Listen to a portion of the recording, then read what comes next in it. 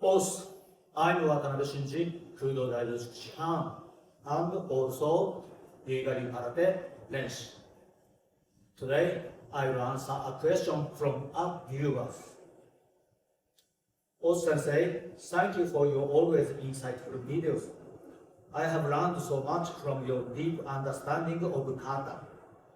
These days, when I visit YouTube, my main concern is to see if your new videos have been uploaded. I have a request. Could you please provide an explanation of Sanjin? I understand that Sanjin is not included in the three kata you practice, but I would really like to hear your opinions on it. Thank you for always watching my videos and for the question. But Sanjin,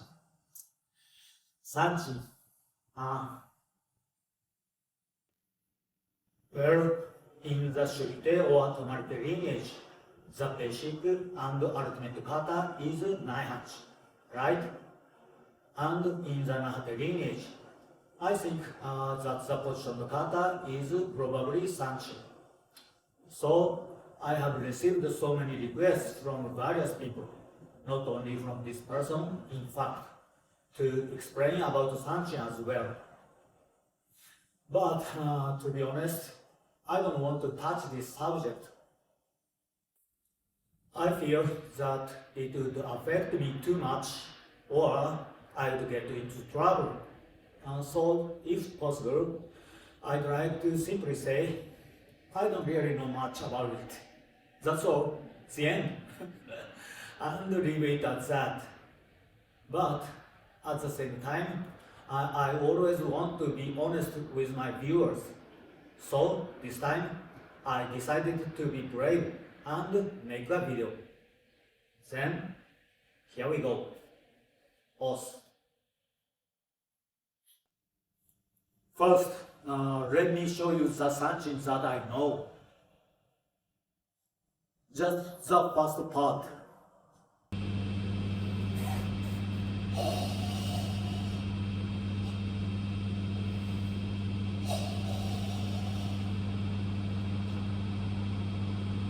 It looks something like this.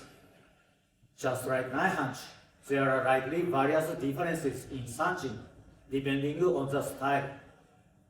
Even within the same style, there might be slight differences depending on which sensei's lineage you belong to. That being said, I think this is more or less how it generally looks.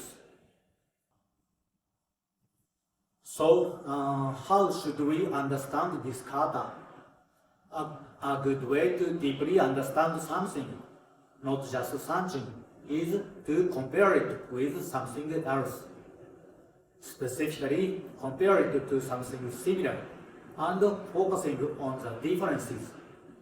Then consider where those differences come from and why they exist. This is an excellent approach for gaining a deeper understanding of things. For this discussion about Sanjin, let's compare it with Tomari Seisan, which I practice. Here is Sanjin.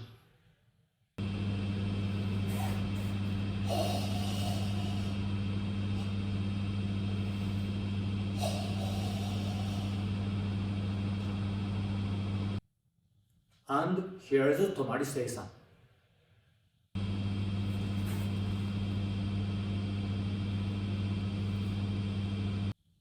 The movements are similar, aren't they? While the movements of both are indeed similar, there are, of course, differences. Let's go through those differences one by one. The first difference is the stance. In Seisan, the stance has a wide front to back length, while in Seisan, the stance known as Sanchin-Nachi is much narrower in its front-back wise. Second, as a result of this difference, In Seisan, the body is angled diagonally, but in Sanchin, the body faces almost straight forward. Third, the position of the arms. In Seisan, the arms are positioned in front of the body, while in Sanchin, they open outward. Fourth, when executing a punch in Seisan, the pelvis remains tilted forward. But in Sanchin, the pelvis tilts backward in a sculpting motion.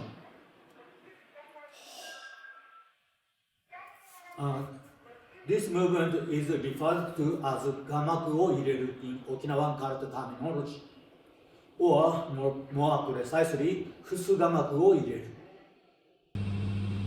And finally, the fifth difference.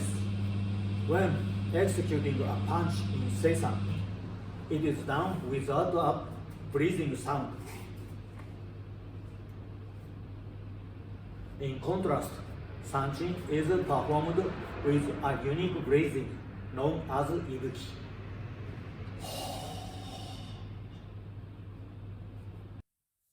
All of these five differences, let's set aside the breathing for now, focusing on the remaining four differences in movement compared to Seisan.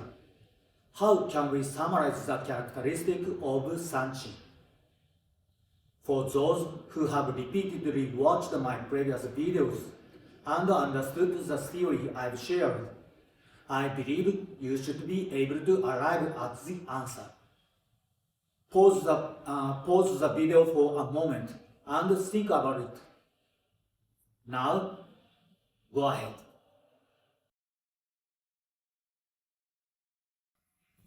Well, how was it? Were you able to come up with an answer? Now, let me give you the correct answer. Sanchin is designed in a way that makes it difficult to utilize centrifugal force and COG, center of gravity shifting power, compared to Seisan. I'll say it more clearly, Sanchin is designed so that you can neither use centrifugal force nor COG shifting power. Let's break this down step by step. First, the difference of the stance. The Seisan's stance has a large front to back rise, which makes it easier to support the moving COG. While the Seisan's stance is extremely narrow, which means that it cannot support the moving COG.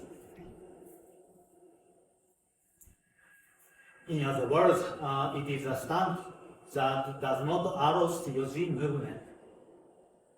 Second, in the preparing posture of Seisan, the body is facing diagonally. So, when punched, the body naturally rotates. In other words, centrifugal force can be used. However, in Sanchin, the body is facing front from the beginning, so the body does not rotate. In other words, no centrifugal force is generated. Third, in Seisan, the arms are placed in front of the body. Therefore, the weight of this arm can be used to exert the power of with COG movement. But in Sanchin, the arm is open to the side, so the weight of the arm cannot be used when punching. Fourth, in Seisan, the pelvis is tilted forward, so COG movement occurs naturally as the tsukite moves. In Sanchin, however, the backward tilt of the pelvis, as if to roll up to the terrace, cancels the force of COG movement by the Tsukide. Boss, how was it? Centrifugal force and COG movement must have been the source of the power of karate techniques. Therefore, Naihanchi, the basic and ultimate kata in Shurite or Tomarite, is a kata that is designed easy to understand how to use the centrifugal force and COG shift. However, Sanchin, which is considered to be the basic and ultimate kata of Takate lineage, is designed in such a way that it does not allow the use of centrifugal force and COG shift. Very strange, isn't it? Why such a strange movement? I cannot understand it. Well, I have my own hypothesis actually, but I don't talk about it here.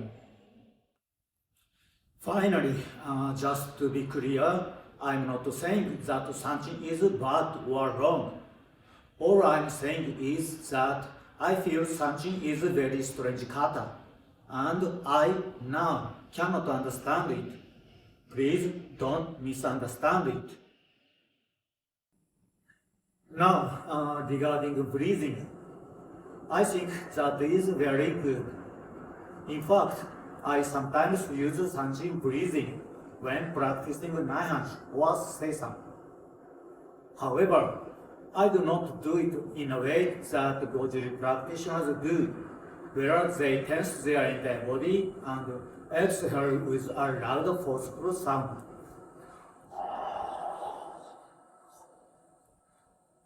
Instead, I do it more quietly. A common mistake in karate practice is trying to perform it quickly and powerfully. As I have said before, practicing kata is like sharpening a blade. The most important aspect of sharpening a blade is the precision of the movement, not speed or power. For example, let's take the Gyakuzuki in Naihanchi. Many people try to execute it at full speed and power. But it's not good. You should not perform it in a single count. If you do it in one count, you lose awareness of the movement in between the start and finish. Instead, you should perform this movement, for example, in 10 counts. 1, 2, 3, 4, 5, 6, 7, 8, 9, 10. When you do this, you can ask yourself, is this punch executed like this? 1, 2, 3, 4, 5, 6, 7, 8, 9, 10. Or like this? 1, 2, 3, 4, 5, 6, 7, 8, 9, 10. Or perhaps like this? 1, 2, 3, 4, 5, 6, 7, 8, 9, 10. These are all different moves, aren't they? However, when looked at in one count, they all the same movement. In other words, if you perform the movement in one count, you become less aware during the movement, and as a result, its accuracy is lost. Conversely, by performing one movement in 10 counts, you ensure that at any given moment, the technique is properly formed. This level of precision is necessary. And by using Sanchin breathing, it becomes easier to maintain the concentration needed to perform a single movement in 10 counts. Well, that's all for today's video. If you found it interesting or informative, please like it. Comments are also welcome. Please feel free to share it, not only this video, but also previous videos. Then, see you again. Os.